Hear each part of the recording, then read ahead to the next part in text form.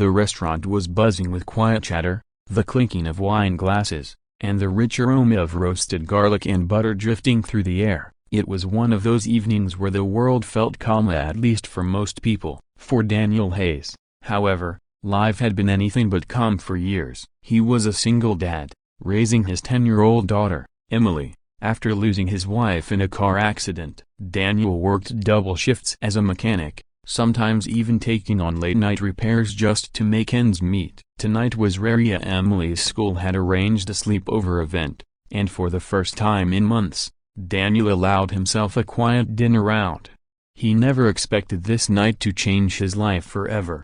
The trouble in the corner. Daniel had just been served a simple plate of pasta when he noticed something across the room. A woman mid-40s, elegant yet tired, sat at a corner table. She wasn't alone. 3 men hovered near her booth. At first, Daniel thought they were just overeager business associates, but the longer he watched, the clearer it became. This wasn't business. One man leaned in too close. Another blocked her exit. The third tapped his fingers against the table in a rhythm that screamed intimidation. The woman's face was pale, her shoulders tense, her hand trembling slightly as she tried to sip water. Daniel's instincts sharpened. Years ago, before his daughter was born, Daniel had served in the Marines. He wasn't just any Marine, he was trained in close quarters combat, hand-to-hand defense, and tactical awareness. But after leaving the service, he'd buried that part of his life. He wanted peace, not more conflict. Still a broken bar, he couldn't ignore what he was seeing.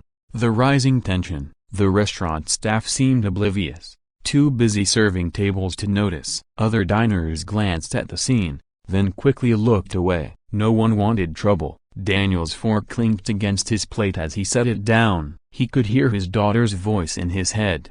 "Daddy, always help people if you can," he sighed. "Guess dinner will have to wait." Daniel stood, walked calmly toward the corner, and spoke in a steady, casual tone. "Is everything all right here, ma'am?" The woman's eyes flickered with relief, but before she could answer, one of the men sneered. "Mind your business, pal." Daniel's posture didn't shift. He didn't raise his voice. He just gave a faint smile, the kind that masked a warning. "I am minding my business, but I can't help noticing someone doesn't look too comfortable." The woman finally spoke, her voice shaking. "Please, he broken bar, I don't know these men. They followed me in here." The atmosphere in the restaurant snapped. A few diners gasped. The men's faces twisted into masks of aggression, and Daniel knew it was about to get ugly. The hidden skill revealed. The biggest of the 3 lunged first, trying to shove Daniel back, but Daniel moved like water, smooth, precise, controlled. In a single motion, he sidestepped, twisted the man's wrist, and guided him straight into the table. The impact rattled plates and glasses, sending silverware clattering to the floor. The second man tried to grab Daniel from behind. Wrong move. Daniel's elbow shot back, catching him in the ribs. A sharp pivot later, and the man was gasping for breath, doubled over. The third froze, momentarily startled, but then charged forward with a chair in his hands. Daniel ducked, swept his leg, and the man went crashing down hard. It was over in less than 30 seconds. The restaurant had fallen silent, everyone staring in disbelief. They hadn't just seen a fight, they'd seen a man who moved with the precision of someone trained far beyond ordinary. Daniel, breathing steady, looked down at the 3 groaning men. Bad night to pick on someone. The twist, who she really was. The woman stood, brushing her hands together, trying to steady herself. "Thank you," she whispered. "You just saved me from something terrible." Daniel gave her a reassuring nod. "Just glad you're safe." But then, the restaurant manager hurried over, eyes wide. He looked at the woman, then at Daniel. "Do you know who this is?" Daniel frowned. "Number. Thie's a broken bar. This is Catherine Wells, the CEO of Wells International." Daniel blinked. He'd heard the name before. Catherine Wells was one of the most powerful business leaders in the country, often on the cover of finance magazines. But here she was, just a woman cornered by predators, vulnerable like anyone else. And she looked at Daniel not as a CEO, but as someone deeply grateful. The emotional core. Police arrived minutes later, taking the attackers into custody. Catherine explained that they had been harassing her for weeks, trying to extort money and intimidate her. She had thought she could handle dinner alone, but she'd underestimated their persistence. Daniel stayed with her until things settled down. When the last officer left, Catherine turned to him. "You didn't have to get involved." "But you did." "Why?" Daniel glanced down, almost embarrassed. "My daughter, she's 10. I promised her I'd always try to do the right thing, even if it's hard." Something softened in Catherine's expression. For all her wealth and power, she realized she hadn't felt that kind of selfless humanity in years. Most people wanted something from her. Daniel didn't. He just wanted to keep his promise to his little girl. The second twist a chance encounter turns life-changing. As they walked out together, Catherine asked gently, "What do you do, Daniel?" He chuckled. "I fix cars." Long hours, greasy hands. Not exactly glamorous. But Catherine didn't laugh. Instead, she tilted her head thoughtfully. "You protected me tonight, not just because you could but because it was right. People like you, a broken bar, they're rare." Over the next weeks, Catherine kept in touch. She invited Daniel and Emily to a company family event. Emily adored her instantly, and Catherine, who had no children of her own, found herself drawn to the little girl's warmth. But what surprised Daniel most wasn't Catherine's kindness, it was the opportunity she offered him later. "I don't want to disrupt your life, Daniel, but I could use someone like you on my security team. Someone who understands discipline, but also has heart." Daniel hesitated. He'd left that world behind. But Emily squeezed his hand and whispered, "Daddy, maybe this is a way for us to have a better life."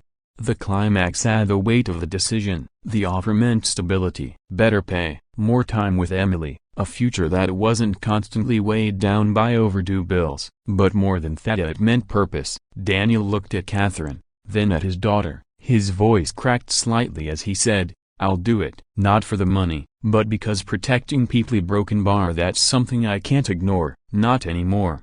The uplifting ending. Months later, Daniel stood tall in his new role, a part of Catherine's close protection team. But he was more than an employee. He was a trusted friend, someone Catherine relied on not just for safety, but for wisdom and humanity. Emily thrived too, seeing her father not just as the man who fixed cars, but as the man who stood up for what was right even when no one else would.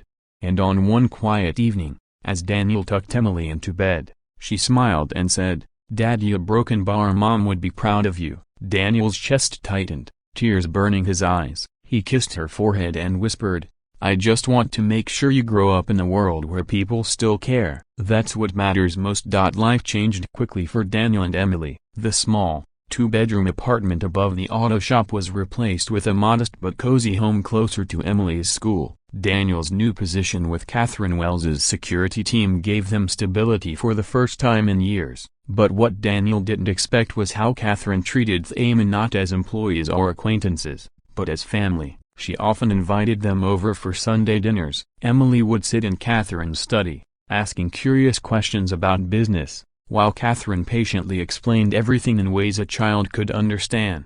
Daniel watched those moments quietly. He realized Catherine wasn't just helping them, she was healing, too. For years, she had buried herself in work, isolating behind walls of power and wealth. But Emily's laughter, and Daniel's unwavering honesty, cracked those walls wide open.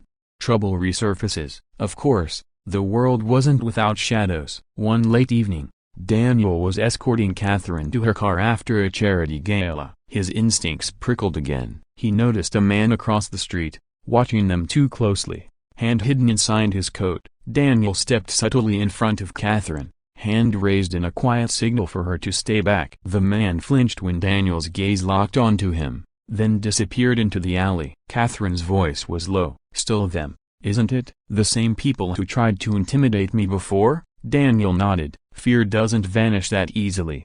But as long as I'm here, you're safe." What Daniel didn't say aloud was that danger was circling closer. Emily's wisdom. That night, when Daniel came home, Emily was still awake, curled up with a book. She noticed the worry on her father's face. "Did something happen tonight?" she asked softly. Daniel sat on the edge of her bed. "Just a broken bar, people who don't like Catherine very much. But don't worry, I'm here to protect her." Emily thought for a moment, then smiled. "You're not just protecting her, "Daddy, you're showing her what it's like to have family again." Her words hit Daniel deeper than he expected. Emily was right. His role wasn't only about security, it was about restoring trust, something Catherine hadn't known in years. A public test. Weeks later, during a major company conference, Catherine was scheduled to deliver a keynote speech. The hall was packed with investors, journalists, and employees. Daniel stood at the edge of the stage, scanning the crowd. Suddenly, a commotion broke out near the back. A group of protesters stormed in, shouting angrily, pushing past security staff. One of them hurled a chair toward the stage. The crowd panicked, but before chaos could consume the room, Daniel leapt forward. He intercepted the chair midair, his body shielding Catherine. His calm but commanding voice cut through the noise. "Everyone, stop, back away now." The protesters froze, stunned by his presence. Backup security rushed in, but it was Daniel's fearless stance that shifted the moment. Instead of violence, the situation escalated. The protesters were escorted out with minimal harm. Catherine turned to him on stage, eyes wide with gratitude. The entire room erupted in applause, not just for her speech, but for the man who had stood like a wall between danger and dignity. An unexpected offer. After the event, Catherine spoke quietly to Daniel. "You don't just protect me, Daniel, you give people hope." My employees saw it. The audience saw it. And a broken bar, I saw it. Daniel chuckled. "I'm just doing my job." But Catherine shook her head. "You're doing more than that. Have you ever thought of teaching others? Sharing what you know, the discipline, the courage, the compassion?" The idea lingered. Daniel had always been focused on survival, not growth. But Catherine's words planted a seed. The legacy of courage. Months later, with Catherine's support, Daniel launched a community program for at-risk youth. It wasn't just about self-defense, it was about teaching confidence, respect, and kindness. Emily often came with him, helping younger kids feel welcome. One evening after class, a teenager approached him and said, "Mr. Hay has a broken bar. Before this, I felt invisible. Now, I feel like I matter." Daniel's throat tightened. That was the moment he realized his hidden skill wasn't just about fighting, it was about giving others the courage to stand tall. The closing message. Years earlier, Daniel had been a grieving widower, just trying to put food on the table. But one choice to step up in a restaurant when others looked away had changed everything. He hadn't just saved a CEO, he had reminded people, rich or poor, that courage isn't about titles or money. It's about doing what's right when it matters most. And every time Emily looked at him with pride, Daniel knew, his wife's legacy lived on, through him, through their daughter, through every life he touched.